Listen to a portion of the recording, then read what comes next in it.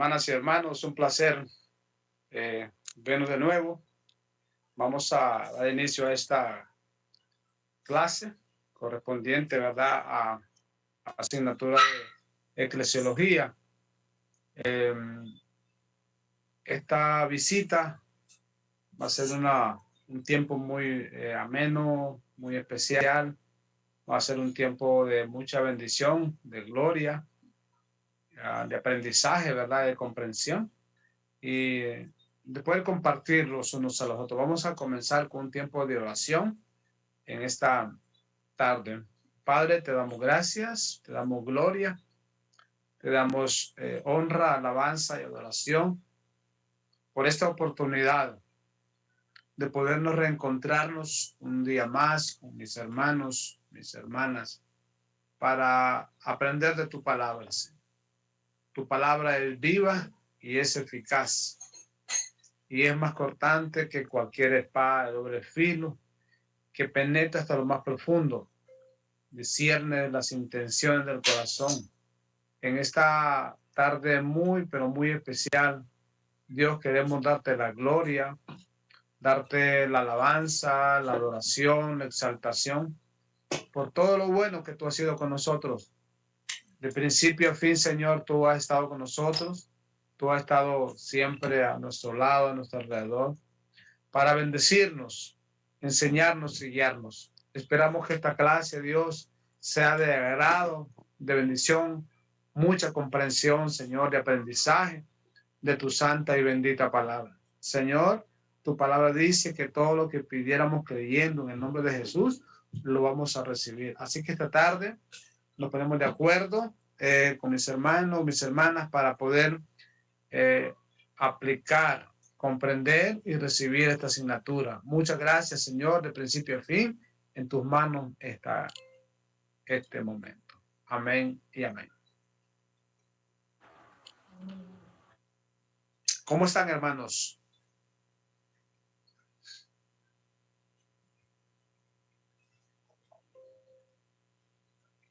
Voy a iniciar la clase. Voy a solicitar, por favor, hermanos, que tengamos las cámaras encendidas. Y esta va a ser una clase de participación. Yo voy a ir llamando a personas, ¿verdad?, en el transcurso de la clase, ¿verdad?, para interactuar. Así que voy a solicitar, por favor, me apoyen, ¿verdad?, con tener las cámaras encendidas para iniciar.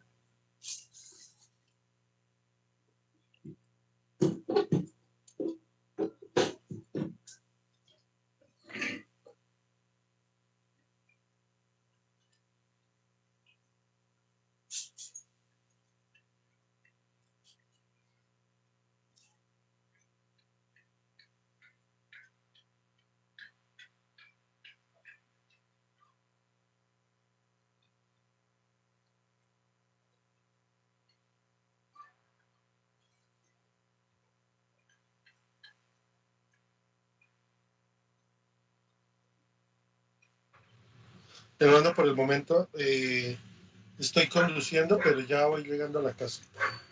Ok. Buenas tardes, bendiciones para todos.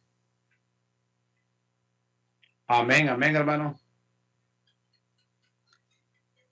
La clase anterior, hermano, fue una clase muy importante, ¿verdad? En donde pudimos comprender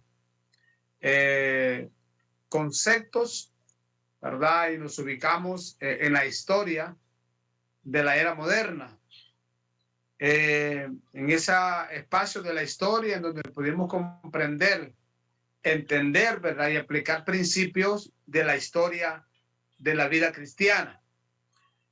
Para refrescar y podernos ubicar en el contexto donde nos quedamos, la iglesia tiene sus principios de poder organizar, poder poner la plataforma, las bases fundamentales de la iglesia, con la aparición, con la venida de Jesucristo, y luego su sacrificio en la cruz del Calvario, su muerte, su resurrección al tercer día, es parte de ese engranaje en donde el Señor Jesucristo vino a la tierra de acuerdo a la palabra, ¿verdad? A buscar y a salvar lo que se había perdido. Así que Jesús es el autor y consumador de la fe. Jesús es esa piedra principal, lo que le llaman piedra angular, la piedra principal de este gran proyecto llamado iglesia. Jesús es la parte fundamental, es el centro de este organismo vivo llamado iglesia.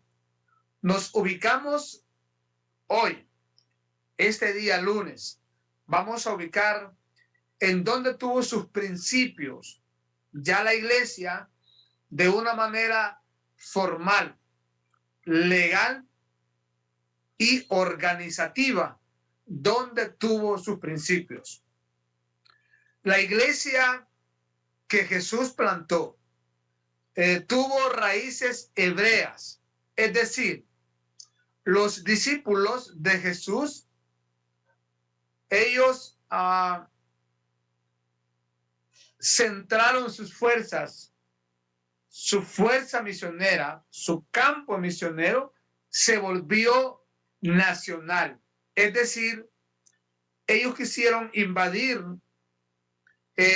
a la población hebrea del proyecto de la salvación. Así que ellos están en ese momento más interesados en plantar la iglesia, fortalecer la iglesia y desarrollarla de una manera nacional. Establecer los principios del reino de la iglesia en la tierra, pero hacerlo de una manera nacional. Por eso la iglesia, sus raíces son hebreas. Y voy a rogar al maestro Héctor que nos colabore, ubicándonos un texto ahí de Hechos de los Apóstoles, capítulo 2, verso 42. Hechos de los Apóstoles 2:42.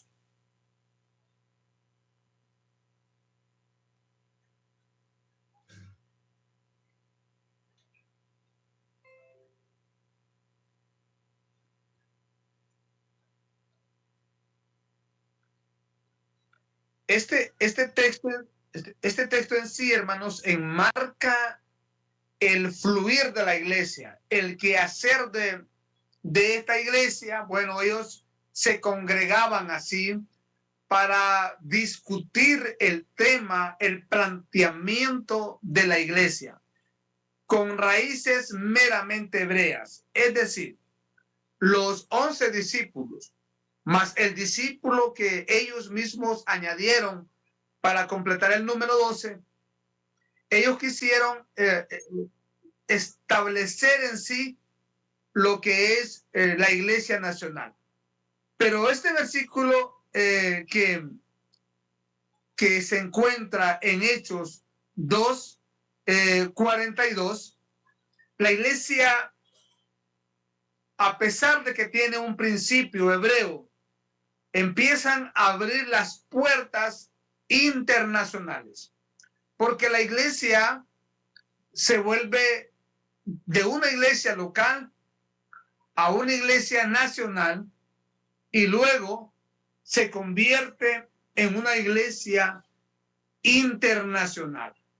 Comienza local en un barrio o colonia de Jerusalén, se extiende a Jerusalén, creo que es regional, surca las fronteras nacionales y Israel conoce del poder de la iglesia. Pero luego, hermanos, la iglesia del Señor se vuelve una iglesia de carácter internacional. Sí estamos claros en eso, hermanos, que las raíces fundamentales de la iglesia fueron hebreas. De hecho, los 12 discípulos tenían el 90% de sangre hebrea, sangre judía, y ellos creían que esta organización Y este organismo vivo llamado iglesia debía de manejarse en esa parte geográfica de la tierra llamada Israel, establecido en el Medio Oriente. Importante esto, los comienzos de lo que es la iglesia. ¿Por qué es importante? Voy a rogar que alguien me ayude, por favor, con la siguiente.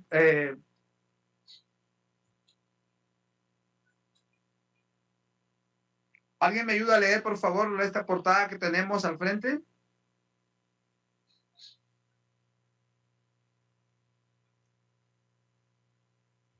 Pastor, ¿cuál? La cita bíblica que está ahí.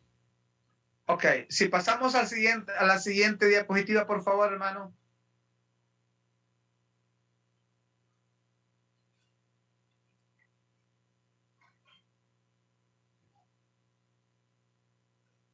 Mi pastor, usted estaba solicitando que leyeran el texto bíblico que está allí.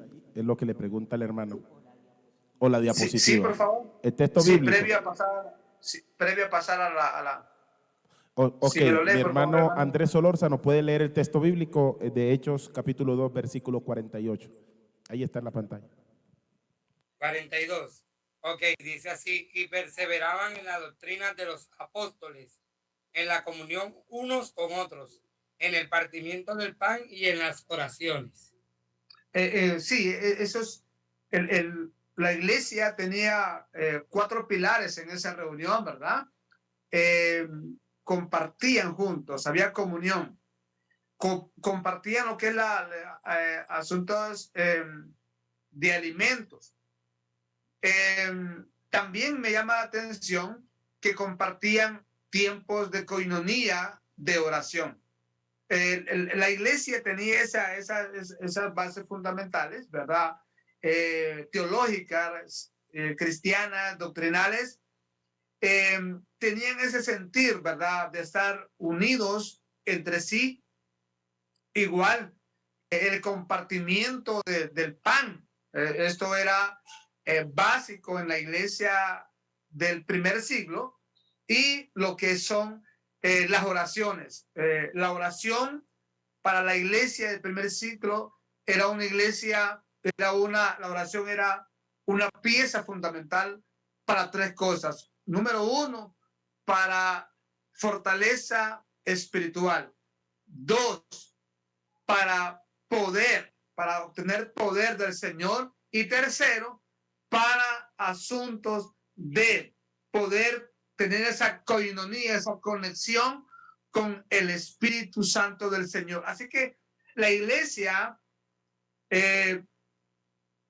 toma en sí la oración como base. ¿Qué nos enseña este versículo? Que la iglesia del Señor ha sido sostenida por la misericordia de Dios, por su gracia y por la oración efectiva que realizan los hermanos y hermanas reunidas en un determinado lugar. Hermanas y hermanos, no podemos vivir sin oración. La oración es clave, fundamental para poder permanecer en la fe en Cristo Jesús, para fortalecernos y para llenarnos de ese poder para poder avanzar en la obra misionera. Amén. Siguiente diapositiva, por favor, y que un hermano me apoye a leerla, por favor.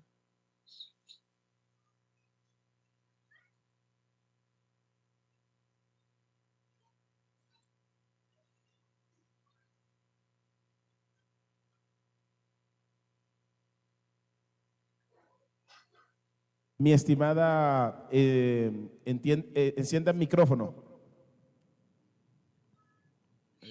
El que vaya a leer, por favor, encienda el micrófono y luego después lo apaga.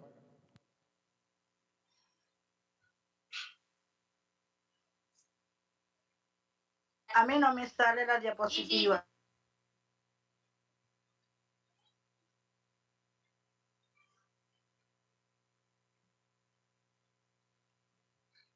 ¿Y les está saliendo la diapositiva a los demás estudiantes?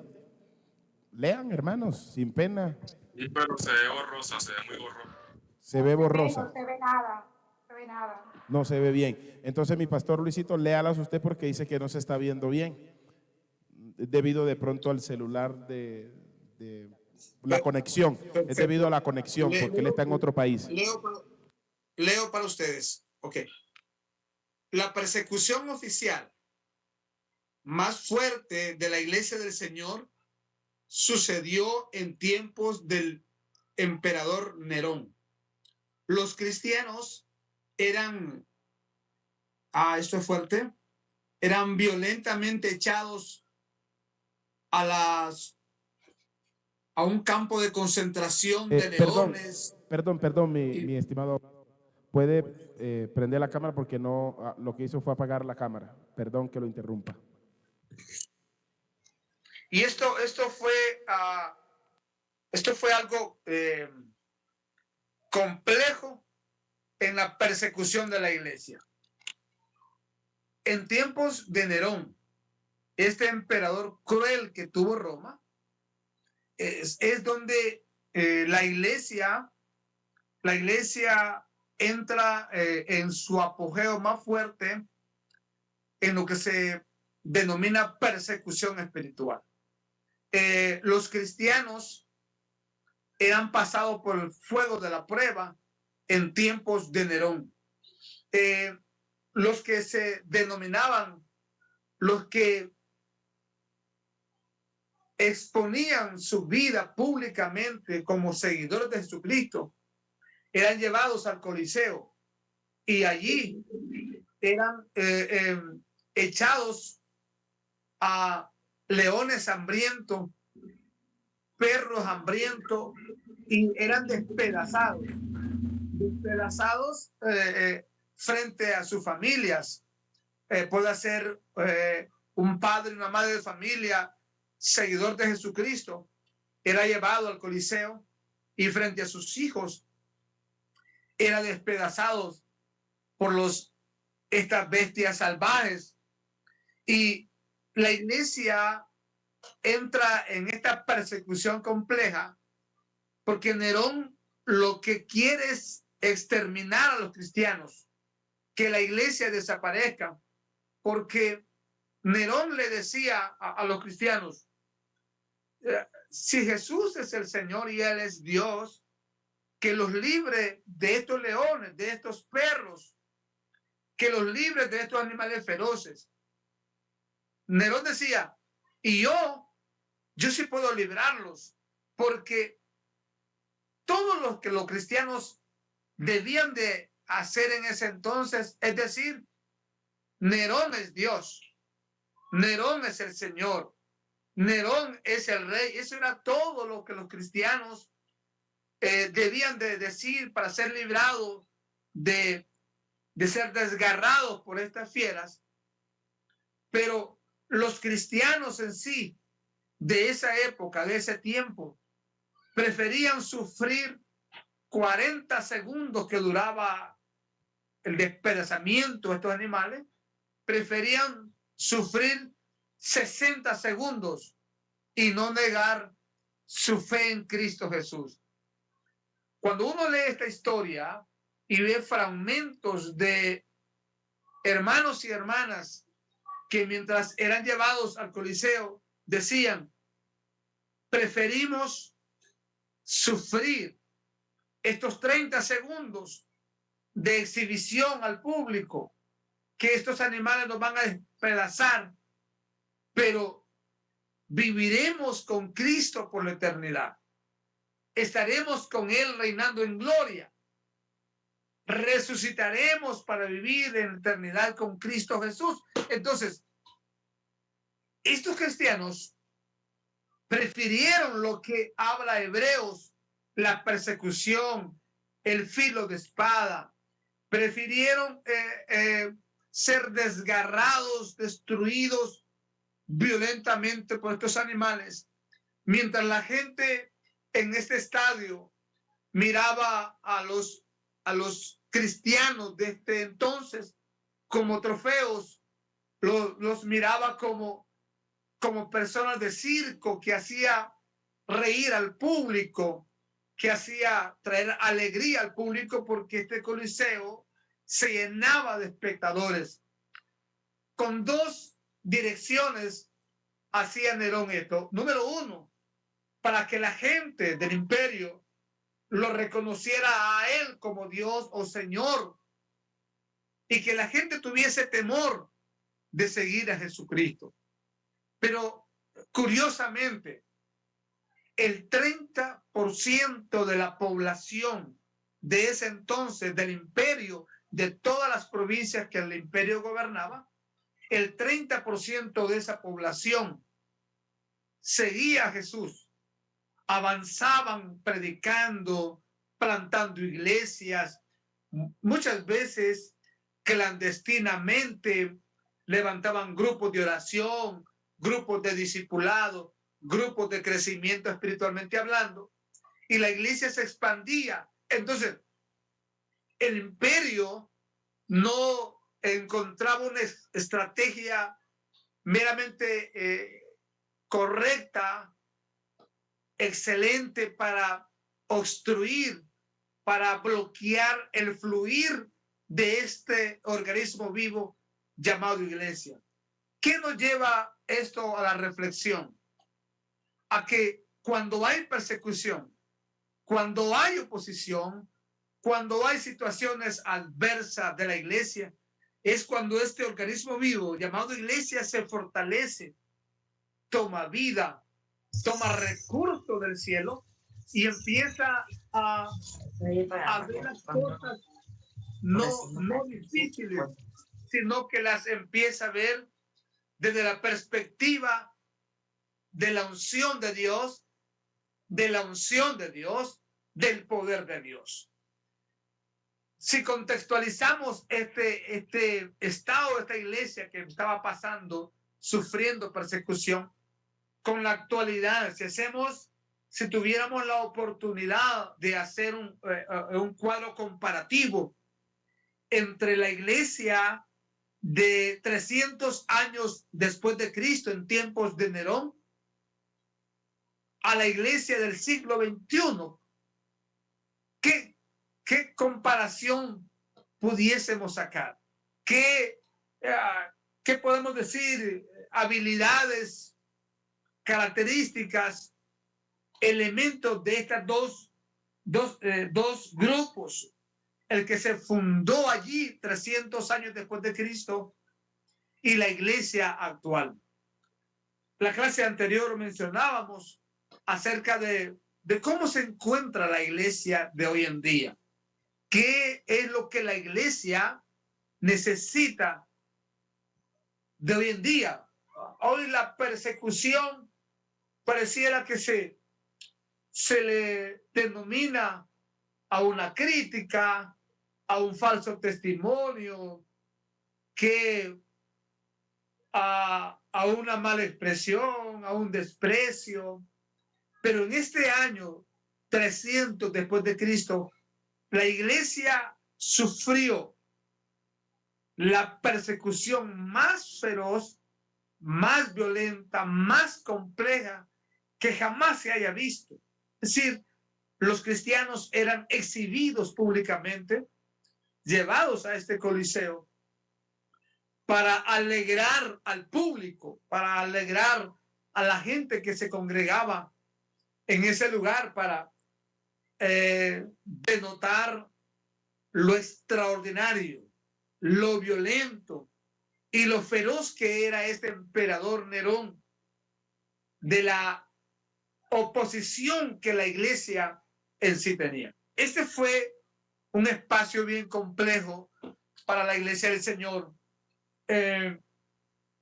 Cuando yo veo esto, estudié historia moderna, me detuve a hacer mis observaciones, mis apuntes acerca de lo que realmente pasó en esta época, en donde la iglesia tuvo un ambiente como cuando Israel estaba creciendo en Egipto. Dice que Faraón tuvo temor de que Israel se se posicionara como nación, se estableciera como una nación fuerte, y que cuando un enemigo viniera contra Egipto, Israel se uniera a ese enemigo y de esa manera podían vencer a Egipto. Entonces, dice la Biblia que Faraón tomó estrategias de persecución a Israel, pero me llama la atención que dice, cuando más los perseguían, cuando más sufrían violencia los hebreos en tiempos de Faraón, dice que más se multiplicaban. Pareciera que el dolor, que el sufrimiento, que la persecución, que el hambre, la desnudez, el desprecio, pareciera que se fortalecía. Entre más los maltrataban, dice la Biblia, más se multiplicaban. Pues precisamente esto pasó en la iglesia en tiempos de Nerón. Entre más los violentaban sus derechos fundamentales y elementales, entre más los perseguían y les bloqueaban y les quitaban sus derechos humanos, entre más la iglesia sufría, más se multiplicaba. Crecían de una manera extraordinaria. No habían recursos como los tenemos hoy en día nosotros. La iglesia hoy en día tiene muchos recursos para convertirse en una iglesia misionera y avanzar y ser protagonista de un avivamiento sobrenatural, porque tiene los recursos humanos, recursos físicos, tiene recursos económicos, recurso intelectual. Este recurso que los pastores, Dios los ha inspirado en levantar este instituto bíblico para formarlos a ustedes. Este es un recurso que Dios está usando. Entonces, hoy en día, la iglesia no carece de recursos, no, que tiene muchos recursos, muchos vehículos o insumos para poder avanzar en la obra del Señor. Amén. ¿Tenemos alguna pregunta? ¿Algún comentario?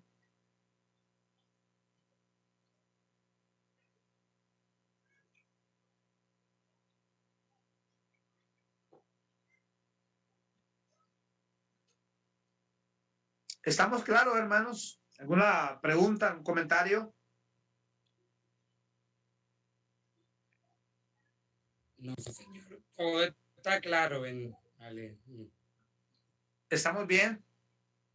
Amén, amén. Ok. Estamos bien. Ok, qué bueno.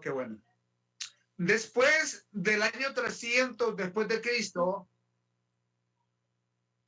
surge algo. Aparece lo que es el evangelio en Europa. Ayúdeme con la siguiente diapositiva, pastor, por favor.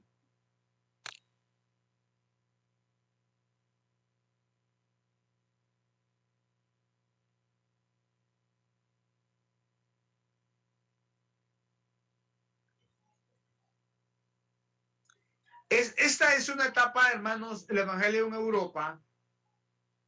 Es una etapa muy importante,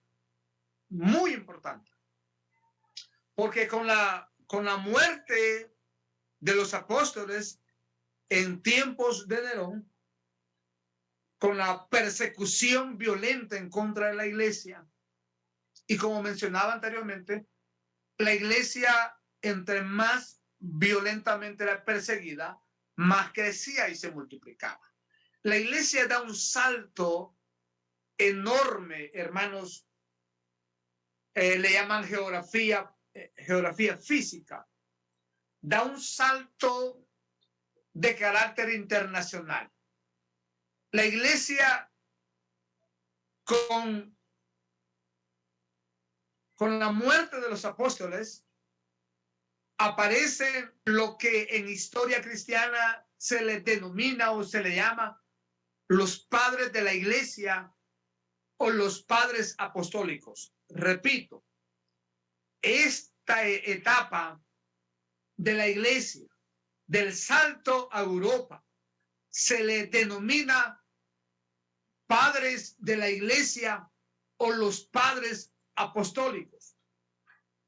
Invaden con el evangelio África, Asia del Norte, Europa. O sea, el evangelio se extiende de una manera extraordinaria y aparece este grupo de personas llamado padres de la iglesia. ¿Por qué se le llamaba padres de la iglesia a ese grupo de personas que no solamente predican en el Imperio Romano, sino que surcan las fronteras internacionales?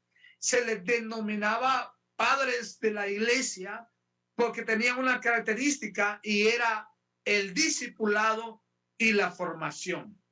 Voy a preguntar a ustedes, ¿qué entienden por discipulado y formación? Está abierta la pregunta, que alguien por favor me responda esta pregunta. ¿Cómo conceptualizamos, cómo comprendemos, qué entendemos del término discipulado y formación?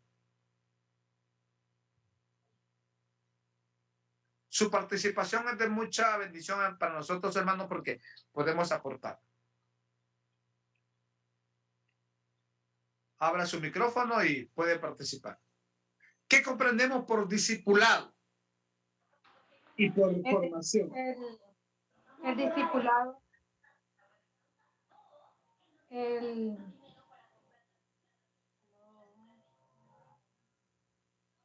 discipulado es un proceso continuo donde uno va aprendiendo las enseñanzas y las transformaciones de lo que tiene que ver con todo de Dios, el proceso como tal de enseñanza y el compromiso que uno como persona debe adquirir a empezar la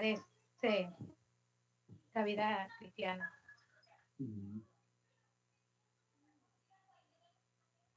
Gracias, gracias. Pastor, bendiciones nuevamente. Amén, Yo amén. pienso que el discipulado más que todo como una formación donde como servidores de Cristo nos preparamos no solamente para ser servidores, sino también para predicar la palabra, nos preparamos para evangelizar, nos preparamos para ministrar el evangelio. Para todo. Todo lo que sea referente a Dios, nos preparamos.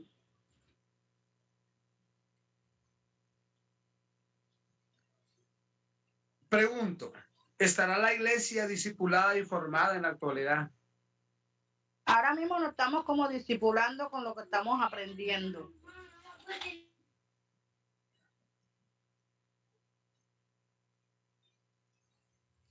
Digo que no, yo digo que no. Digo que nos falta mucho todavía, pastor. Todavía nos falta mucho. Así, a manera de muy de una manera resumida, el discipulado tiene tres componentes importantes. El discipulado informa. ¿En qué sentido informa?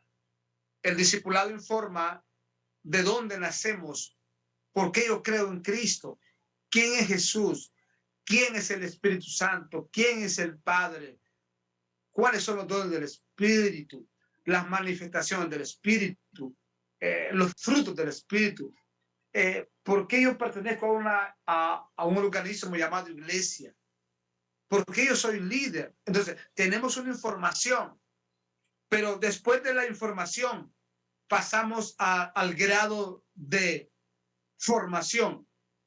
Formación, escuche bien esto. Ya pasamos de información al grado de formación. La formación, ya no dependemos de nosotros mismos. Jesús le dijo a Pedro algo. Cuando eras joven, tú te ceñías las sandalias. Tú te ponías la ropa y te la quitabas. Mas cuando seas grande, otros te van a ceñir e irán donde tú no quieras ir. Irán donde te lleven. El discipulado tiene esa formación. A menudo los pastores bregamos con líderes que no quieren hacer la voluntad de Dios y hay que rogarles para que hagan el trabajo. De hecho, cuando se le llama a un líder, no todo, vamos a generalizar, pero a ciertos líderes, muchos pastores no llaman a los líderes para que sirvan porque ya saben que van a responder con una excusa, con un no puedo, hoy estoy ocupado, creo que no puedo, no soy llamado a liderazgo. Entonces, pareciera, hermanos, que gran parte de la iglesia no ha entrado a ese grado de formación. El grado de formación nos vuelve sensibles al Espíritu Santo, sencillos en nuestras actitudes. Nos vuelve sensibles al Espíritu Santo, sencillos en nuestras actitudes y nos vuelve violentos a un mundo que se enfrenta a nosotros. A menudo vemos a una iglesia débil, una iglesia que no es fuerte, que no está del todo comprometida y fortalecida en Dios.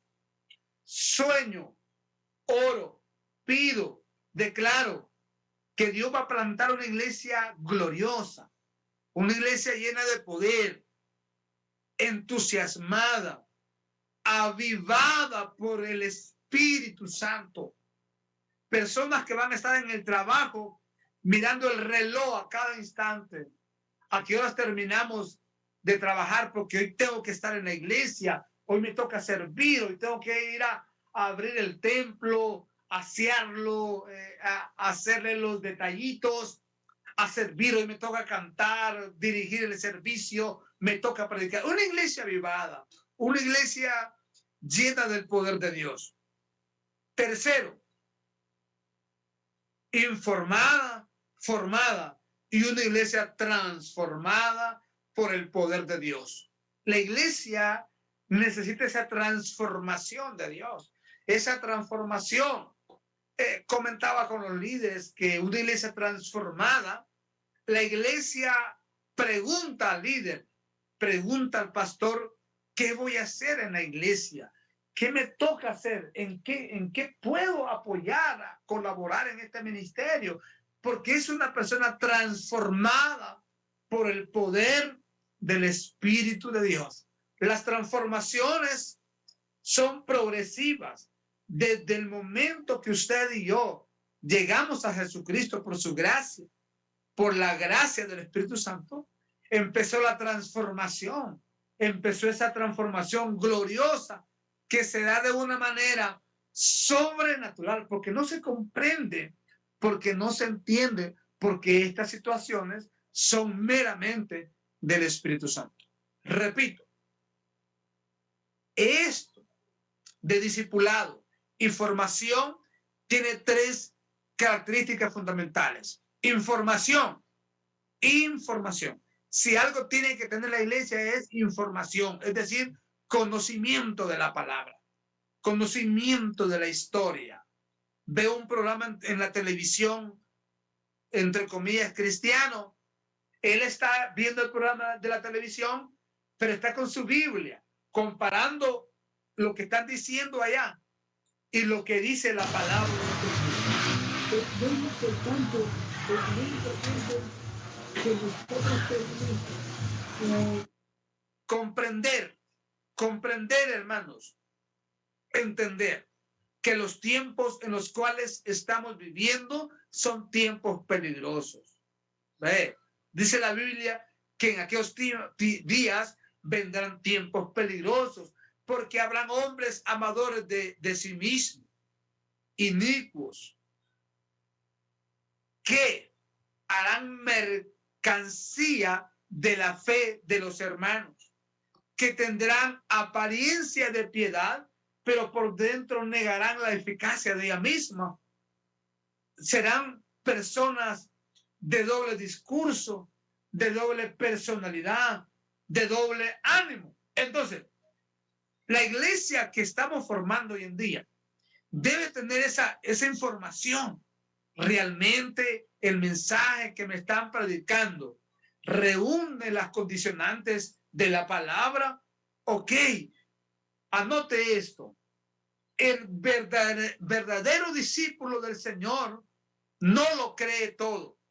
Dice que el verdadero discípulo del Señor cree el 50% y el otro 50% lo investiga. Es decir, no dice amén a todo. No dice amén a todo. Él lo comprueba con la Biblia. Él lo comprueba con la palabra del Señor como el texto sagrado que Dios dejó a la iglesia para poderse guiar. Es el libro llamado Biblia, Sagradas Escrituras. Es la constitución del cielo que Dios nos dejó escrita de una manera física y materializada para que la iglesia se guiara por él. Ok, entonces la iglesia necesita esa información. Formación. Sí, necesitamos formación. Y tercero, transformación. Preguntas, hermanos.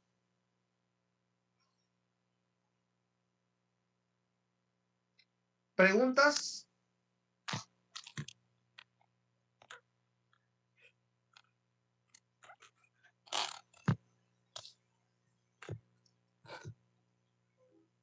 ¿Estamos bien?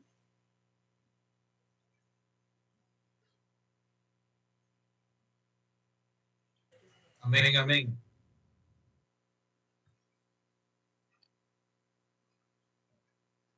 Aquí entramos a una parte fundamental. Siguiente diapositiva, por favor, acerca de la conversión subliminal, la conversión estratégicamente de Constantino.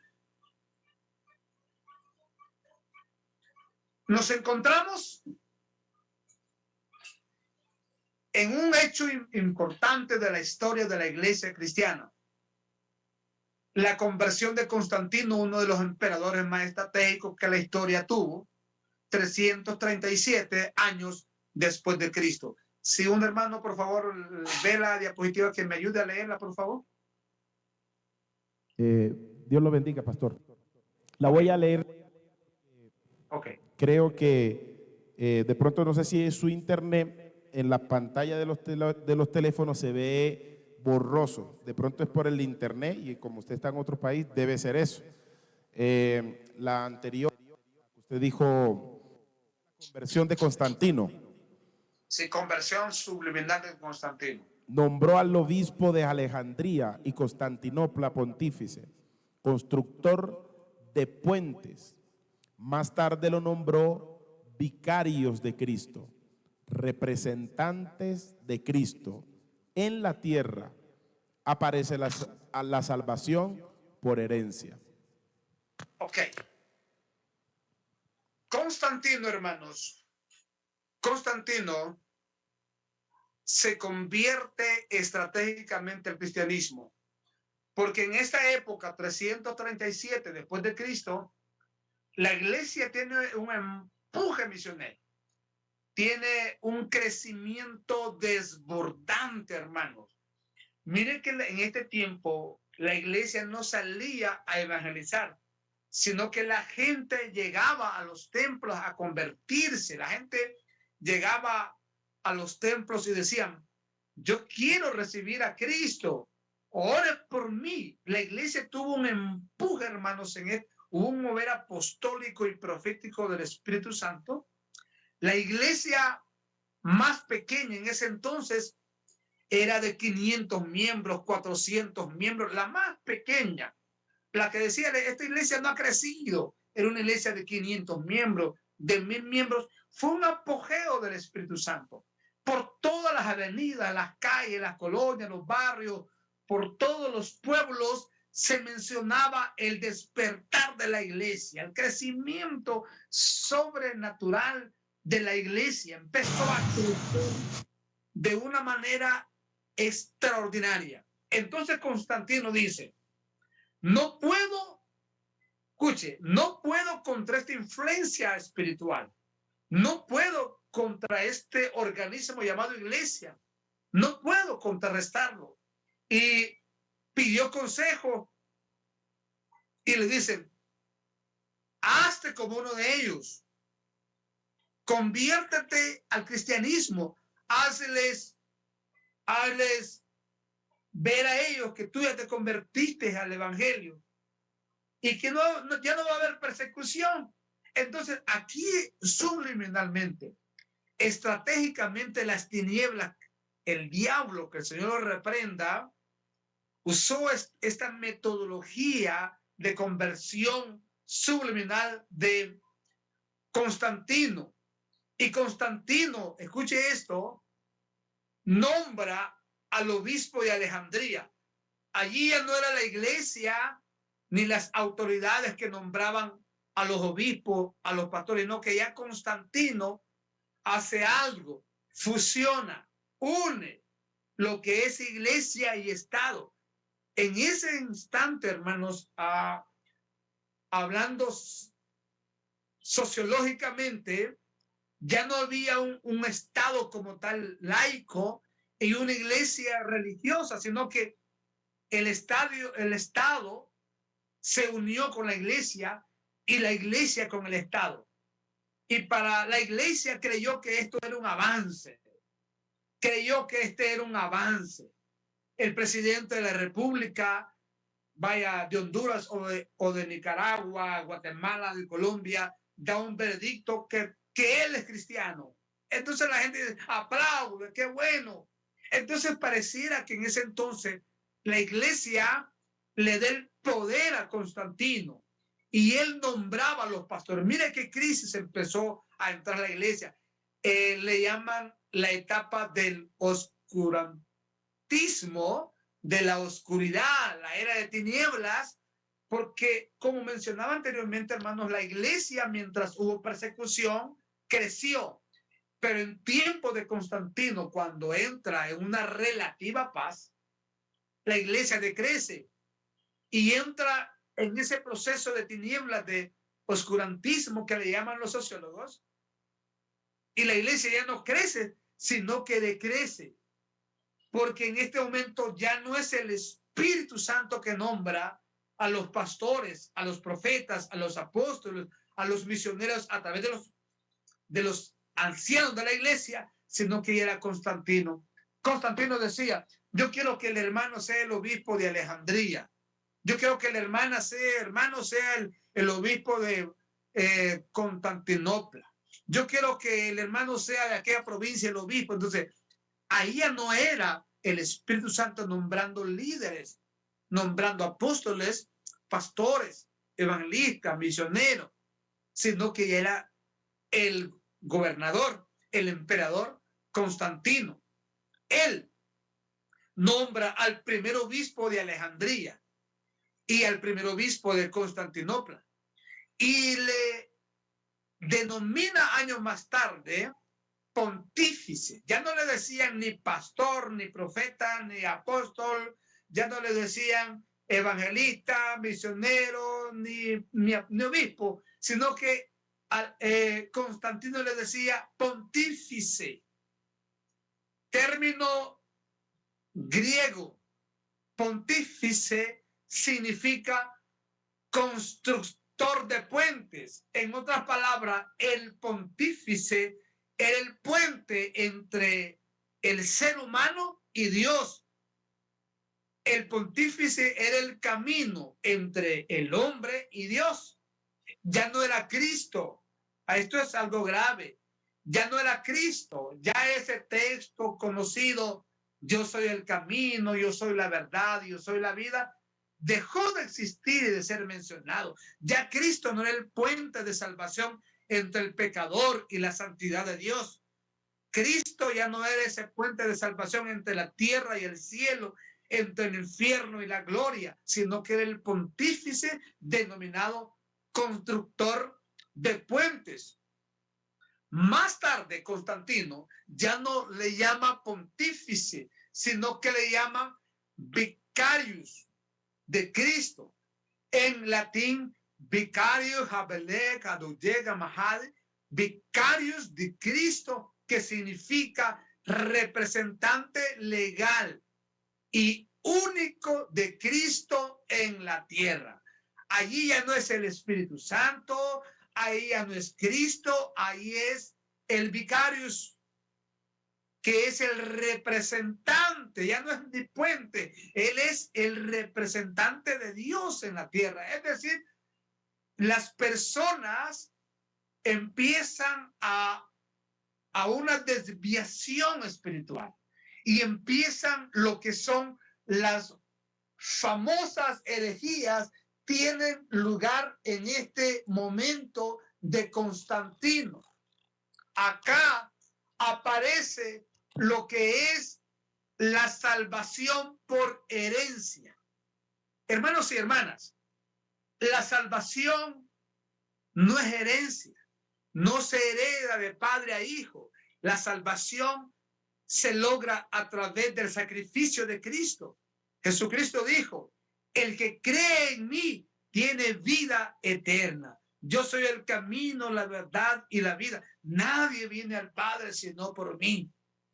Jesús dijo: el que cree en mí, como dice la Escritura, pasará de muerte a vida, pasará del reino de las tinieblas al reino de la luz, del reino de Satanás al reino de Cristo.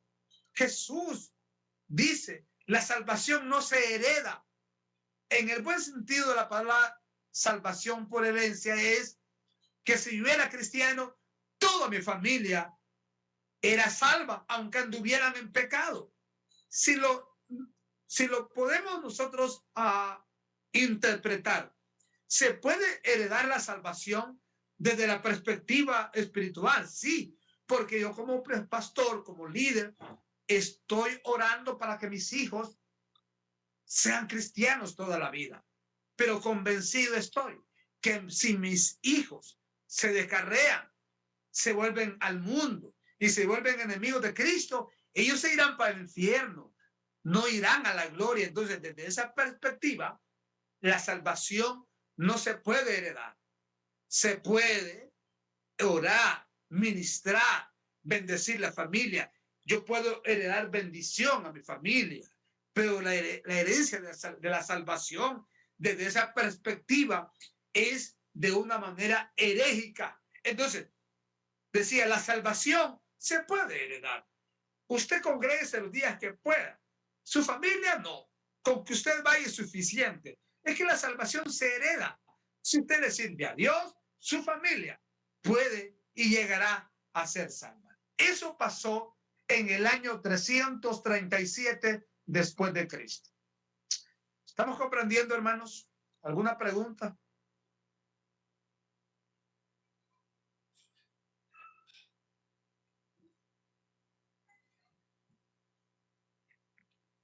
¿Estamos comprendiendo?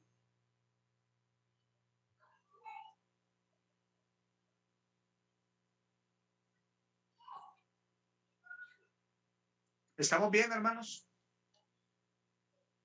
Voy a preguntar aquí unas caritas aquí. Amén, amén. Amén, amén.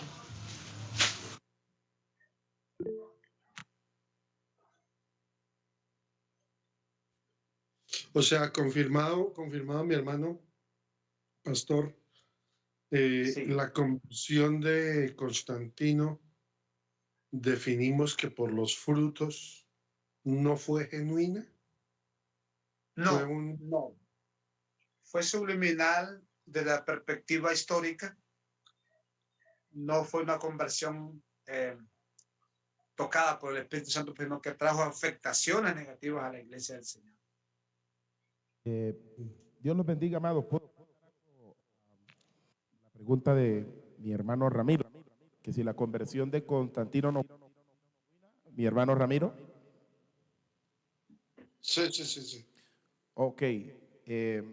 Constantino, según la historia, se cree que él se inventó el tema de la cruz que vio en el cielo, el signo de la cruz, que él lo puso que en este signo venceré, pero él quería unificar, o el propósito de unificar a la iglesia con el Estado es porque él quería la Pax Romana, así se llamaba. Esa Pax Romana consistía en que, lo que explicaba el profesor y maestro Luis, todo el imperio romano que consistía en África, todo Oriente, Asia y parte de Europa.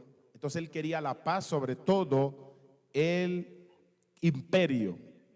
Esto refirió a que Constantino tuvo que buscar estrategias, entre ellas invenciones, para congraciar la iglesia, y como lo explica el maestro Luis, muy grande, porque estaba la iglesia más o menos en más de 200,000 creyentes, y después del siglo IV se multiplica. Constantino inclusive se convirtió al final de su muerte. Cuando ya iba a morir, cuando ya estaba a punto de morir, fue bautizado. Pero él no tuvo una conversión real, porque todo lo que hizo, lo hizo con un fin de unificar su gobierno y tener una estabilidad gubernamental. Pero la conversión fue falsa, no fue una conversión verdadera. En los escritos antiguos del siglo IV, del siglo III, siglo IV, en esos documentos registra que él se bautizó al final. Ya iba a morir, bautícenme por si hay salvación. Pero en el corazón de él existía el deseo de buscar a Dios, pero lo hizo más por estrategia política y gubernamental. Ese es el aporte que quise dar allí. Muchas gracias, pastor. Excelente.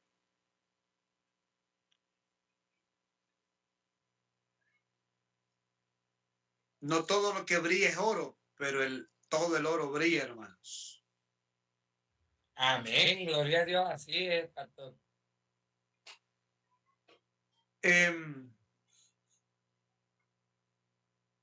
De Constantino, de todas sus situaciones legales, espirituales que él realizó y pasó a la historia, pasamos a una etapa del papado. El papado aparece aproximadamente en el año 600 después de Cristo. Recuerde, la iglesia viene de una fusión Estado-iglesia, ¿verdad? Sí. Y empiezan las herejías, herencia de salvación, y empieza el papado a tomar fuerza. Es en el año 600 después de Cristo, en donde se instala al primer papa, siglo VI, llamado Gregorio I. ¿Estamos? Gregorio I fue el primer papa legalmente constituido por Roma. 600 años después de Cristo, la iglesia entra en esta situación compleja. Ya recuerden que Constantino utilizó el cristianismo para sus fines políticos y proselitistas. Y aquí entramos a una etapa compleja, pero también necesaria porque es parte de la historia, y es el papado. Si alguien me ayuda, por favor, con esta lámina a leerla, o el pastor Anderson. Sí. Correcto. Dice acá en la diapositiva número 7 del pastor, el papado, es decir, el papa, que viene de la palabra padre de la iglesia, siglo VI. Gregorio I fue el primer papa, año 600 después de Cristo. Nadie podía leer la Biblia, la introducción de la herejía del siglo IV, dice aquí en la diapositiva, viene la intercesión de los santos en el año 350 después de Cristo, el celibato, el 366, y la santa unción. Ok, aquí hay algo importante, hermanos, que como ya empezó la herejía, entonces aparece lo que es la intercesión de los santos, en donde la iglesia a través del imperio papal de Roma consideran que los santos pueden interceder por los pecadores, por los vivos. Una persona que se consideraba santo, que vivió justamente, que murió. Entonces, esta persona, de acuerdo a la postura teológica que ellos marcaban y entendían y comprendían y querían exponer al público, que esta persona, por ser justa y por ser buena, vivía cerca de Cristo en el cielo. Entonces, al hecho de estar cerca de Jesús en el cielo, tenía esa habilidad para hablarle a Jesús de un tema, por decirlo. Yo le rezaba a San Gaspar que por favor me ayudara a encontrar una cabra que se me perdió. San Gaspar, tú que fuiste muy justo, muy santo y que estás cerca de Jesús, dile a Jesús por favor que me ayude a encontrar el animal que yo perdí. Por decirle algo, ¿verdad? Entonces, empieza lo que es, hermanos y hermanas, la intercesión de los santos. Todo en contra de la teología bíblica, de lo que el texto quiso decir. Y empiezan a prohibir que las personas leyeran la Biblia en su idioma original. Y es cuando el latín toma auge, cuando el latín empieza a tener renombre y la gente solo se quedaba viendo así al sacerdote, al monje, al obispo, recitar los textos en latín, a saber qué diría. Entonces, se reprimió a la gente, se le bloqueó este derecho fundamental de leer un texto tan importante, tan sagrado, que a través de la historia habían bendecido a la iglesia. Entonces, en esta etapa pasa eso, hermanos, se le prohíbe a la gente, al pueblo común y corriente, tener accesibilidad a un texto sagrado, a un versículo de la palabra y poderlo leer. Entonces, empezó esa era de oscuridad en donde se planteó, ¿verdad?, lo que son todas las herejías del Vaticano, las herejías que venían de Roma y eran traficadas a través de todo el imperio y a través ya de Europa, África, Asia, y empezó a darle auge, hermanos y hermanas, a las herejías que hasta el día de hoy, esas herejías siguen vivas, siguen estando ahí bloqueando el fluir de las personas, ¿verdad? Confundiendo a la gente con una, que aunque hoy se lee la Biblia, pero hay una teología torcida, ¿verdad?, en donde se le enseña a la gente esos elementos que el papado enseñaba. Siguiente diapositiva, por favor.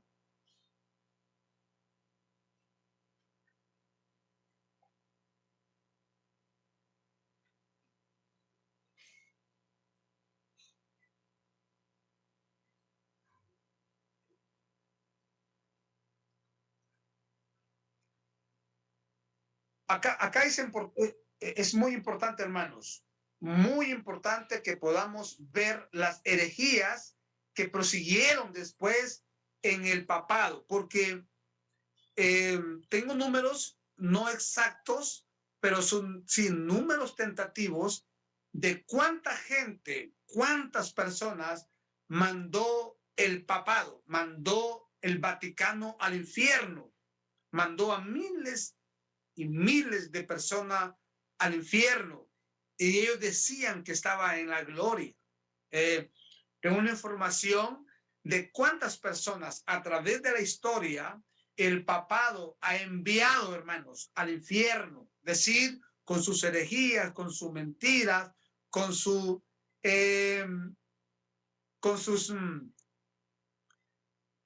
puntos de teología que ellos interpretan a su manera. En el año de 1190, estoy en la historia, año de 1190, aparecen las indulgencias. Recuerda que Constantino decía que la salvación se heredaba, ¿ok? Pero ya en el 1190, el papado, el Vaticano establece que la salvación se puede comprar. Los monjes, los sacerdotes salían a hacer cruzadas y decían, tiraban una moneda al piso y decían, así como esta moneda va a rebotar del piso al solo caer, así las almas de los difuntos saldrán del infierno cuando usted dé las monedas. Entonces, había algo allí, hermanos. La gente empezó no a heredar la salvación, sino a comprarla. Y la compraban de acuerdo a las capacidades económicas. Hay personas que podían pagar, si lo convertimos a la moneda actual, podían comprar hasta por $2,000 la salvación. El que no tenía muchos recursos ofrecía $10.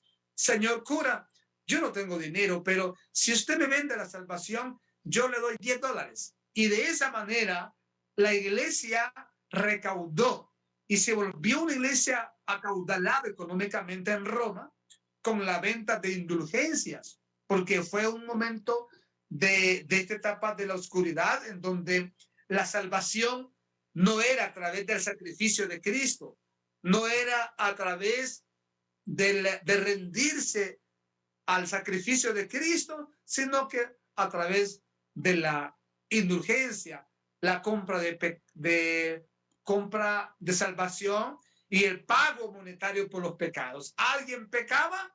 Entonces no, usted dio $50 y sus pecados le son perdonados. Mucho cuidado eso, porque en la actualidad muchas organizaciones cristianas a la gente le dice pacte, de $100, y si usted pacta y si usted da $100, Dios lo va a sanar. Pareciera como que estamos vendiendo indulgencia. Pareciera que se parece a esta etapa de la historia de la iglesia, en donde yo le digo, mire, usted venga acá, usted pacte, usted dé ofrenda, usted ayuda, y Dios la va a bendecir. Ok, pareciera que estamos vendiendo. Ojo, muchas veces nosotros los pastores, muchas veces oramos más por la gente que diezma y menos por la gente que no da. Pareciera que esa situación de la indulgencia como que quiere meter ese espíritu, y que el Señor lo reprenda. Hermanas y hermanos, la salvación es un precio que Cristo dio en la cruz del Calvario. La sanidad es un regalo que Él nos da. Dice la Biblia, por gracia sois salvos, y no de vosotros, dice, pues este es don de Dios. De gracia recibisteis, dad de gracia. Entonces, esta de la indulgencia era complejo en este tiempo de la iglesia. Entramos al año 1215. La transustanciación del cuerpo de Cristo, lo que la famosa hostia. La gente decía, la transustanciación del cuerpo de Cristo. Esta hostia es el cuerpo de Cristo. Nosotros en la cena del Señor decimos que el pan no es el cuerpo de Cristo, ¿a qué no? Sino que representa, es algo figurativo. Cuando nos tomamos el vino como que es la sangre del cordero, no es la sangre, sino que es algo figurativo. Pero en tiempos de la historia, en esta etapa de la iglesia, la transustanciación o la famosa hostia, ellos decían que era el cuerpo de Cristo, y que si la gente andaba en pecado, la hostia no entraba de la boca, o no se deshacía en la boca. Si no se deshacía rápido la hostia, decían, es que anda en pecado, a saber, este es fornicario, es adulto. Entonces pareciera que empiezan a evadir el verdadero sentido, el poder sacrificial de Cristo en la cruz. El cuerpo de Cristo lo comparan con un pedazo de pan, y no es así desde la perspectiva bíblica. Tercero, 1230. Esto es importante, estos datos, hermano. 1230 aparece lo que es la misa. La misa, conceptualmente, es la repetición del sacrificio de Cristo. Cada vez que se realizaba una misa, ellos repetían el sacrificio de Cristo. Es decir, cuando eran congregadas las personas a la misa, volvía Jesús a morir. Y dice la Biblia que Jesús murió una sola vez, el justo por los injustos. 1303. Aparece algo. No hay salvación fuera de la iglesia. No hay salvación fuera de Roma. 1303. El papado, la iglesia romana establece legalmente, arbitrariamente dice, no hay salvación fuera de la iglesia. A la gente le decía, mire, si usted se sale de la iglesia católica, usted está en el infierno. Cuidadito se sale, porque solo hay salvación a través de la iglesia católica, a través de Roma. No hay salvación en otra iglesia. Entonces, le quitaban el valor del sacrificio de Cristo, vuelvo a lo mismo, y la gente ya no era salva en Cristo, sino que salva por Roma. Es decir, Roma, la iglesia, el papado, era ese sacrificio que evadieron el sacrificio verdadero de Cristo. Solo había salvación por medio de la iglesia. Estamos en el año de 1546.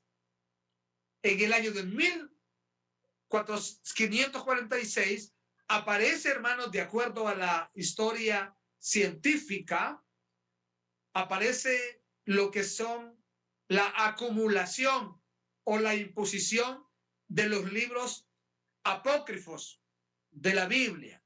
Nuestra Biblia tiene 66 libros. Es así, ¿verdad? Pero la Biblia que profesaban ellos le incluyeron los libros apócrifos. Yo los he leído y como libros de historia son importantes, como libros de moral, de ética, de respeto, de comportamiento humano, son buenos, pero el canon bíblico no los aceptó porque no tenían inspiración divina. Es en el año de 1546 cuando la iglesia le agrega estos libros llamados libros apócrifos, porque no tenían revelación de Dios. Por eso se le llaman así, de esa manera. 1860 aparece la infalibilidad del Papa. El Papa es infalible. La infalibilidad del Papa es, el Papa es santo, el Papa es perfecto, el Papa no falla, el Papa es casi Dios, es infalible, no falla. Entonces lo endiosaron al Papa en ese año de 1860. El Papa se miraba como un Dios, como parte de una deidad, ya no era un ser humano. Pero la iglesia cae en ese bache espiritual, cae en esa situación de complejidad histórica, legal y espiritual, en donde se le honra a las criaturas más que a Dios. Y dice la Biblia que a las criaturas no se les debe de honrar, sino solamente a Dios, porque Dios se merece la gloria, la honra, la alabanza y la adoración. Estamos en el año 1961. 1961. El Papa Juan XXIII abre la Biblia, quita las imágenes y las misas son abiertas a todo público. El Papa dice, wow, ¿qué pasó? Algo pasó en la historia. Tenemos que abrir las Biblias, que la gente vuelva a leer la Biblia. Quitemos las imágenes. Es decir, quitemos el valor que las imágenes les hemos puesto. Nunca las bajaron de los techos, de las paredes, pero empezaron a decir, bueno, ya no miremos solamente las imágenes, miremoslo como un retrato, pero no las bajen. Miremos a Cristo. O sea, para llamar a una población razonable, una población que era meramente pensante, ya teológicamente hablando. En el año de 1634 aparece lo que es la canonización.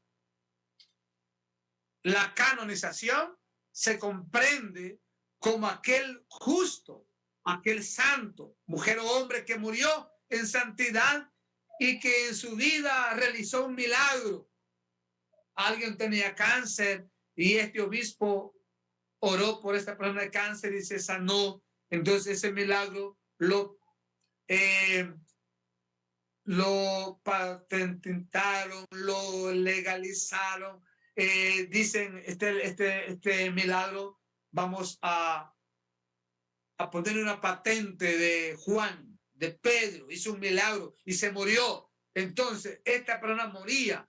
Con los años, el Vaticano decía, Juan murió, pero dicen que hizo un milagro, que fue un hombre justo y recto y santo. Entonces, vamos a canonizarlo. Canonizarlo es agregar a este muerto, que supuestamente fue santo y justo y que hizo un milagro, agregarlo a la lista de otros santos que hacen milagros. Entonces ya San Bartolo, San Juan, San Tadeo, San Judas, y de esa manera. Y la iglesia hasta el día de hoy, la iglesia romana, sigue canonizando muertos, personas que supuestamente hicieron bienes, hicieron milagros en la tierra, las canonizan. Ok, estamos en el año 2000. En el año 2000, Juan Pablo II declara a María como corredentora. Es decir, el Papa Juan Pablo establece que María también es una redentora, igual que Jesús. Y que si alguien quiere hablar con Jesús, hable con María. Y que María le pase el recado, la información a Jesús por el que está más cerca. Y por el hecho de que era su madre, al menos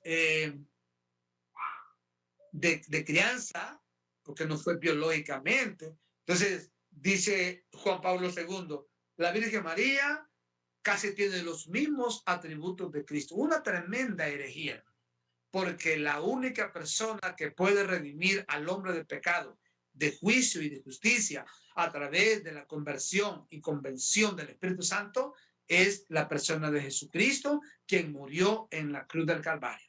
Texto. Amén, amén. Y en ningún otro hay salvación, porque no hay otro nombre bajo el cielo dado a los hombres en quien podamos ser salvos, solo a través de Cristo, porque no hay otro nombre bajo el cielo dado a los hombres en quien podamos ser salvos, solamente a través de la persona gloriosa de Cristo Jesús. Creo eso, lo declaro, la palabra me lo dice y yo lo acepto como un rema del cielo, como una garantía constitucional del cielo, que solo Cristo me puede salvar. Solo Él y solo Él. Mi hermano pastor, ¿qué año fue la corredención de María? ¿Qué año? Año 2000. ¿Año 2000? Año 2000. O sea, en esta era, en este milenio. Tenemos 26 años. Pensé que era más antiguo. Bueno, antes se le veneraba a ella, se le daba honores, pero ya legalmente constituida a través del Vaticano fue en el año 2000 cuando se le da ese realce, ¿verdad? Sí, anteriormente se hablaba que María también intercedía por los pecadores en tiempos del oscurantismo de la iglesia, pero es en el 2000 cuando toma legalmente forma legalmente constituida, en donde ya la iglesia cree que María es corredentora con Cristo Jesús. Sí, hermano, gracias, pero anteriormente sí se mencionaba a María, que también intercedía, pero como redentora, no, solo como intercesora.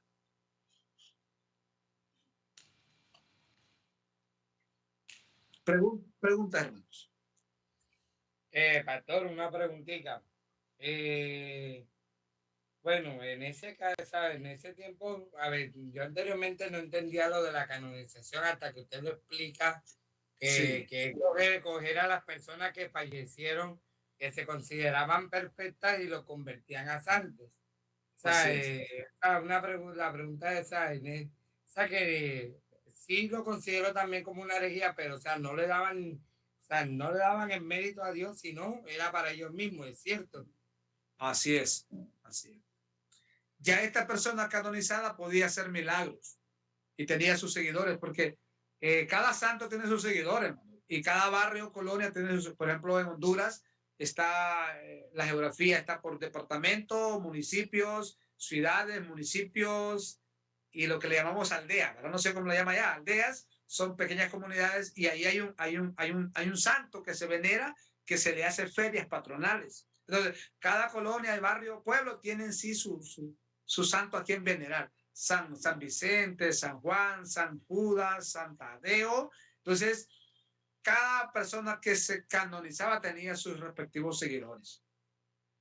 Amén, gracias. Hasta el día de hoy la iglesia sigue canonizando.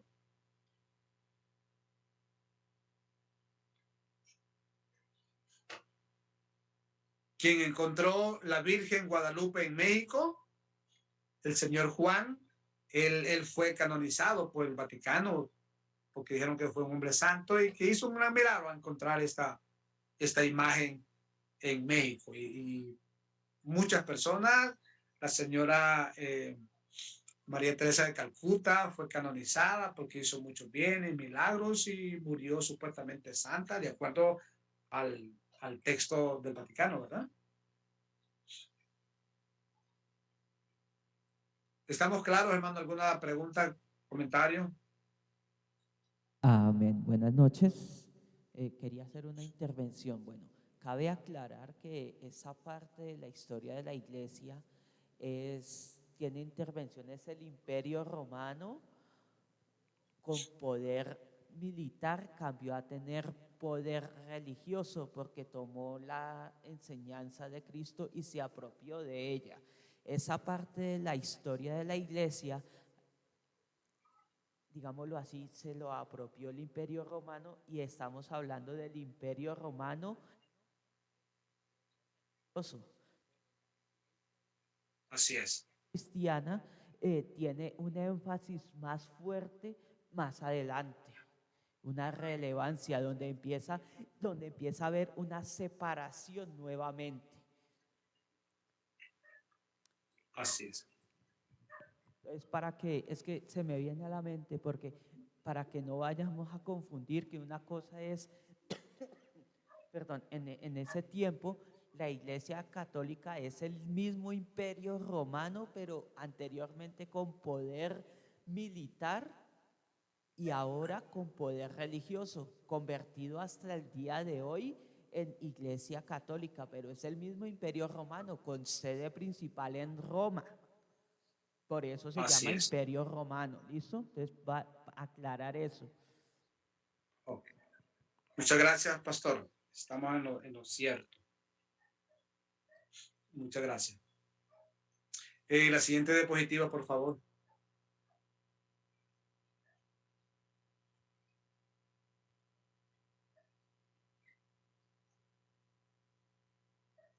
Aquí entramos a una etapa bien compleja, hermanos. El tiempo de la apostasía, el tiempo de la prosperidad, del misticismo, de la competencia de ministerios y de los mercaderes de la fe.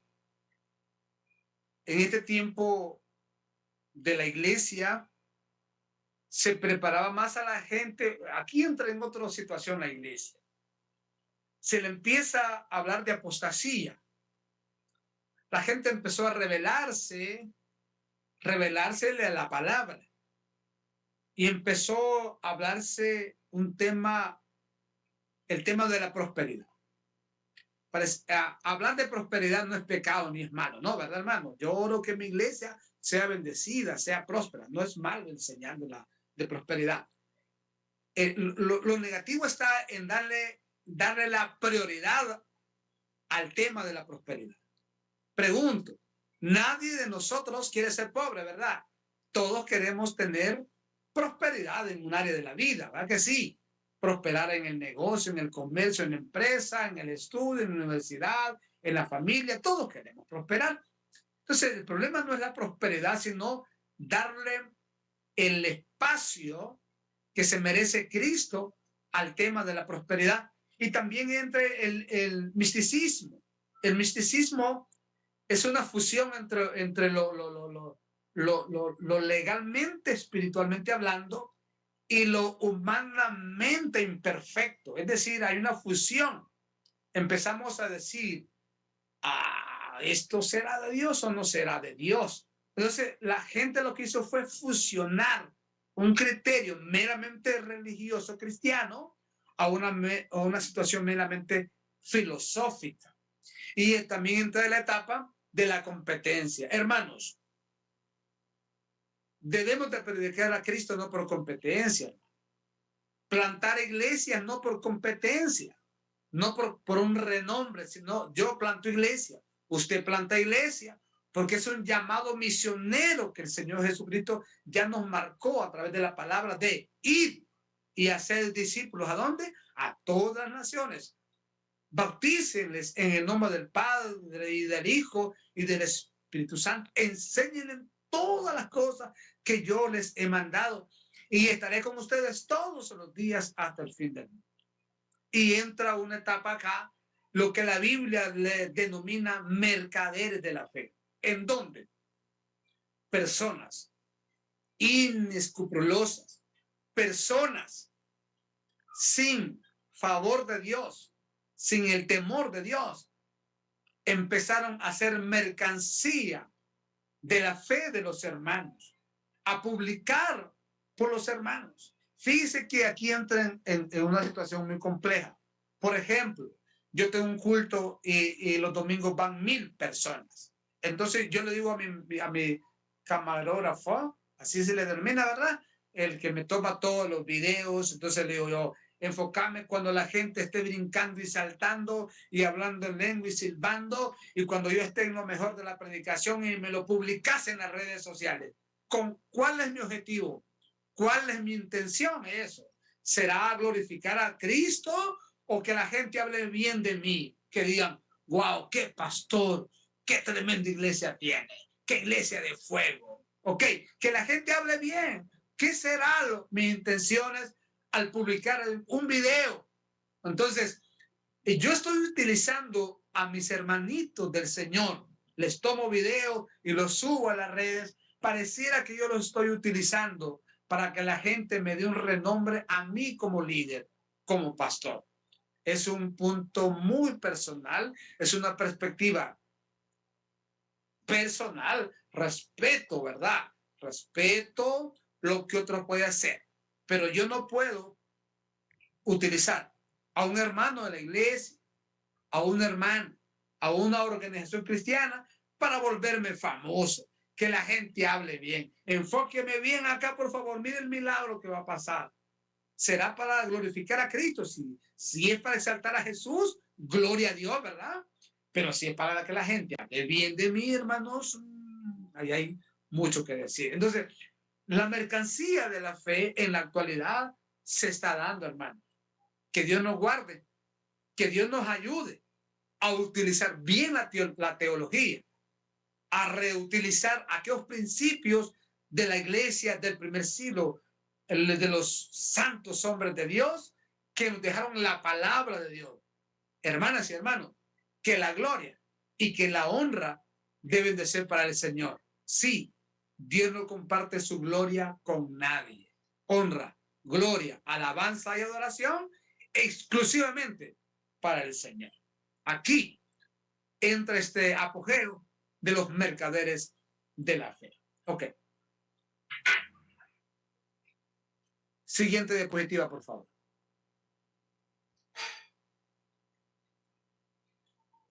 ¿Alguien me ayuda, por favor, con esta diapositiva del avivamiento?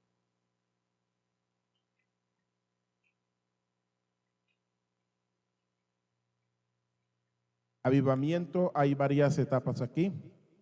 Ajá. Jerusalén, Asia Oriental, Europa, América. Ok. Estos son el mover de Dios. Jesús dio una palabra y dijo algo acá. Recibirán poder cuando haya venido sobre ustedes el poder del Espíritu Santo. Y me serán testigos. ¿Dónde? Jerusalén, Judea, Samaria y hasta lo último de la tierra. En ese entonces, cuando la iglesia se planta, América era lo último de la tierra. Y hermanas y hermanos, para información, de acuerdo a la Escritura, Pablo anduvo en España predicando, anduvo cerca de América.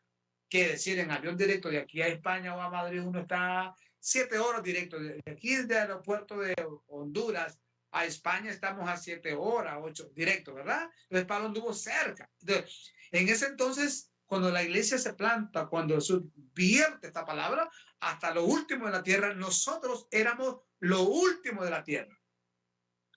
El avivamiento de Jerusalén, hermanos, un avivamiento sin precedentes. Yo declaro, hermanos, que nosotros como grupo de estudiantes somos parte de este gran avivamiento poderoso que se avecina, en donde miles de personas se van a convertir por causa de su predicación, por causa de los milagros que Dios va a usar, va a realizar a través de usted, a través de su ministerio. Van a haber milagros, prodigios y maravillas para la gloria de Cristo y conversión de las personas. Va a haber un avivamiento poderoso. Amén, amén.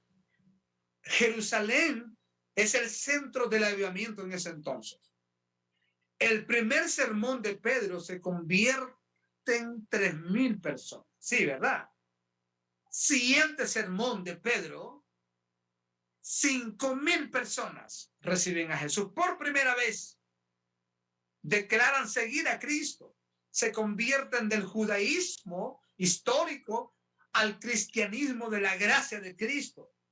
Siguen los parámetros de la palabra. Solo en 2 predicaciones Pedro congrega como 8,000 personas. Y él siguió predicando. Se estima, solo son estimaciones, que la iglesia de Jerusalén, administrada, dirigida por Pedro, el apóstol de Jerusalén, rondaba los 200,000 miembros. Gente que buscaba de Dios. Todos los días habían conversiones. Dice la Biblia, el Señor todos los días añadía a los que debían de ser salvos. Hay un texto de la Nácar Columna que dice, el Señor añadía todos los días los que iban siendo salvos. Así dice, el Señor añadía a la iglesia todos los días los que iban siendo salvos. Hermanas y hermanos, ese es el fluir de Dios. Crecer, crecer, crecer. Y la iglesia da un salto a Asia, da salto a Europa. Y aquí, hermanas y hermanos, en Europa surgieron avivamientos gloriosos, como en Gales, avivamiento en las zonas mineras de Croacia, zonas de Alemania, zonas mineras del Reino Unido. Empezó un crecimiento, hermanos. Se levantaron misioneros como Moody, como Stanley, hombres que predicaban 12 sermones diarios. Se llenaban estadios. Para su información o confirmación, porque usted conoce mucho de fútbol, creo, la Premier League, la primera liga de fútbol, se organizó en el Reino Unido. Por eso le llaman la primera liga, porque es allí donde se organiza cómo es el fútbol, cómo se organiza, cuántos jugadores contra cuántos jugadores, el organigrama, el portero, defensa, medio, delantero, todo eso, el árbitro, todo eso se organizó en el Reino Unido. Pero cuando estos evangelistas empezaron a predicar, como Wesley, Moody, Stanley, misioneros sencillos pero llenos de Dios, los estadios empezaron a quedar vacíos. La gente no iba a ver un partido de fútbol a los estadios y se congregaban en campos abiertos a escuchar predicadores sencillos. Habían reuniones de cruzadas evangelísticas de 30,000, 50,000, 100,000 personas. No había lo que se llama medios de comunicación masivos como el día de hoy, las redes sociales, que son una herramienta para transmitir el mensaje de Jesús. En ese momento de esta revolución espiritual en Europa, no existían los medios de comunicación masivos, apenas los correos de un pueblo a otro. Existían medios de comunicación a través de los transportes de trenes. Entonces la comunicación no era muy fluida. Entonces la gente era tocada por el poder de Dios y de uno a otro decían, mire, hay una cruzada evangelística, tal pastor va a estar allí. Y cuando ese pastor llega, hay milagros, hay prodigios, hay maravillas. Vayamos, mire que usted está con cáncer, vaya a la cruzada, usted va a quedar sano. No habían milagros, ¿cómo se llama? Reprogramados. No, eran milagros creativos del cielo, milagros creativos del Espíritu Santo. Personas que llegaban sin piernas, venían con piernas, llegaban los ciegos y ellos se venían ya con su respectiva vista, con su visión exacta. Personas sordas, mudas, personas que estaban esqueletos muriendo, llevaban las cruzadas y quedaban completamente sanos. Ese tiempo viene, hermanos. Ese tiempo, en el nombre de Jesús, profetizo que viene. Lo vamos a ver, lo vamos a experimentar como iglesia. De hecho, esta preparación es para eso, hermanos, para ese mover apostólico y profético que se avecina a la iglesia del Señor. Luego, el avivamiento está en apogeo en Europa, específicamente Reino Unido, Croacia, Gales, todas las provincias que estaban gobernadas por el Reino Unido. Empezaron avivamientos en las minas y de ahí Dios levantaba misioneros. Y es así, hermanos, como el evangelio llega a América. De Europa, el evangelio llega a América. Y en América, hermanos, suceden grandes avivamientos. Después de la guerra civil en Estados Unidos, empezaron a haber grandes avivamientos, más que todo en el sur de Estados Unidos, ¿verdad? Llegaron misioneros europeos, empezaron a predicar la palabra y empezó las iglesias metodistas, bautistas, iglesias conservadoras a plantarse y empezó a mover bonito, misionero en lo que es en todo el sur, más que todo de Estados Unidos, y se regó al centro y norte de Estados Unidos y llegó a Canadá, al norte de México, y de ahí salta lo que es a América del Sur y es invadido Centroamérica. Honduras tiene 132 años que el evangelio llegó a estas tierras gloriosas. Gracias a Dios por los misioneros que invirtieron tiempo, recursos, fuerza, dinero, sacrificaron familias para venir a predicarnos el evangelio a América. Hoy América, hermanos, es un continente cristiano, así le denominan. Cuando uno va a Medio Oriente, le dice usted de América, sí, América es cristiano. Es como cuando viene un musulmán a visitarnos a América. Nosotros decimos, ¿usted de dónde es? Fíjese que yo soy de Albania, fíjese que yo soy de Afganistán, de Pakistán. Es de Sajistán. Usted es árabe, ¿verdad? Sí es árabe. Entonces usted es musulmán, porque el 95% de la población árabe es musulmán. Entonces, cuando uno va de misionero a esta tierra y usted dice, fíjese que yo vengo de Colombia. Usted viene de América. América es cristiano, ¿verdad? Usted es cristiano, porque ellos echan un solo, ¿cómo se llama? Un solo recipiente, todo lo que le llaman cristianismo, ¿verdad? Ya sea católico, protestante, mormón, testigo de Jehová, lo que sea. Entonces meten en un solo globo, globalizan todo lo que son los puntos teológicos distintos a lo cual nosotros creemos. Entonces ellos creen que todos somos cristianos, ¿ok? Entonces, América, hermanos, América es un continente que el 60% de la población son seguidores de Jesús. Y un 10% de la población, del 100%, son admiradores, que no son nada de católicos, nos admiramos la iglesia evangélica. Y el otro 30% es puro religiosidad, ateísmo, lo que es gnosticismo, la filosofía, la ciencia ficción, la ciencia del animal, la ciencia natural, cantidad de creencias y posturas filosóficas. Pero queremos defender algo. América es un continente cristiano. Amén. Siguiente diapositiva, por favor.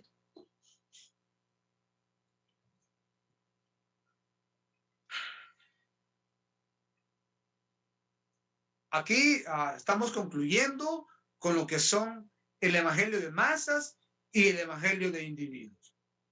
Hermanos, Hay personas que aman las masas, las multitudes, pero desprecian al individuo. O sea, ven las masas como algo importante que sobresale, pero menosprecian el individuo. Fíjense que hay predicadores que antes de ir preguntan cuántos miembros hay en la iglesia.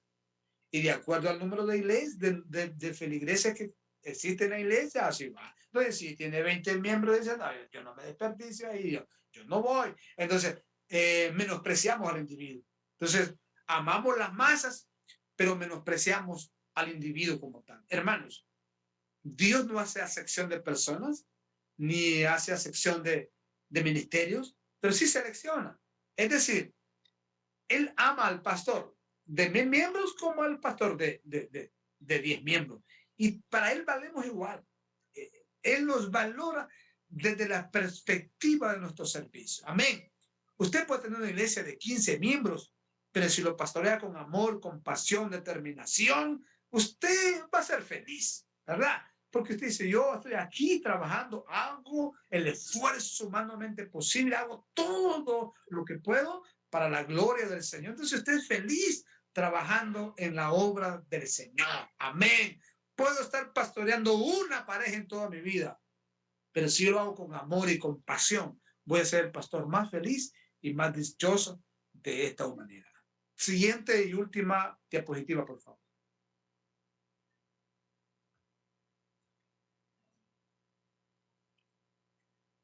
A manera de conclusión, tenemos, hermanos, lo que es el evangelio de la cruz. El evangelio de Jesucristo nació con poder, porque había poder en la iglesia, había sangre, porque miles y miles de mujeres y hombres fueron decapitados por causa de Cristo. Evangelio de sangre. Tercero, el evangelio de sudor, porque los hombres y mujeres trabajaron arduamente por el crecimiento y desarrollo de la obra del Señor. Y tenemos la iglesia de Jesucristo a manera de conclusión. ¿Alguien me ayuda a leer, por favor, la última diapositiva?